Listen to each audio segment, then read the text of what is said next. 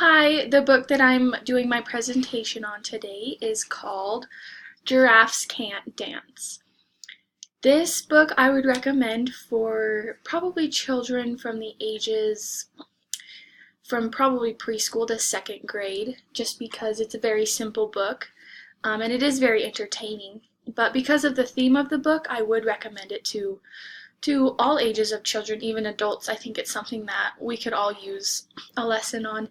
So I would also say that this book has very bright colors and the pictures are very inviting. You can see even on the front page here there are a lot of curved lines that just make it look like an exciting book that's very inviting.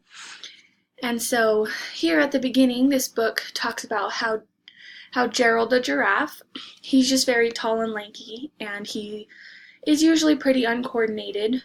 Here he's tripping and falling, and that's just him trying to run around. And then the jungle has a huge jungle dance that they do every year or whatever, and you can see here how the picture is just so like intricate. How it has look, the lion here with the flower, and the animals here with the instruments, and it's just very intricate and very interesting. There's a lot of things that could catch your eye on the pictures, and the pictures describe the words very well.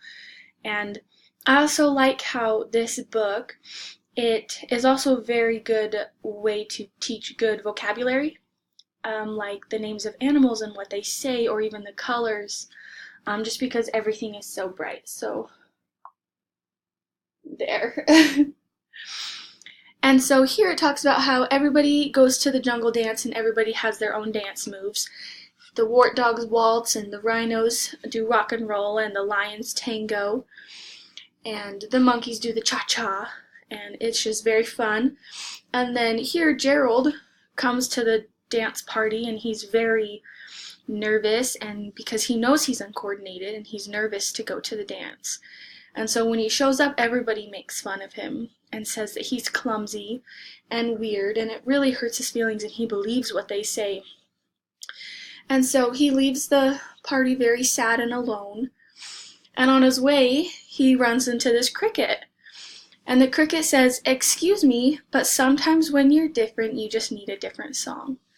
And then I won't spoil the ending, but the moral of the story, I guess, is just being okay with who you are. And knowing that just because you're different, that is okay. And it's a good thing, because we're all made differently for a reason.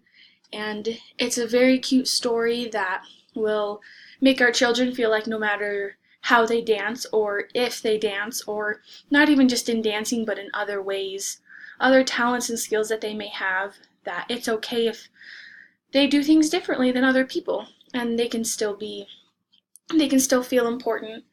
And so I really loved this book, and I also really loved how the words, they all rhyme on each page, and it just has a nice flow to the story, and it's a good way to teach children about rhyming as well. And yeah, so that's my story, and I hope you guys all enjoyed it.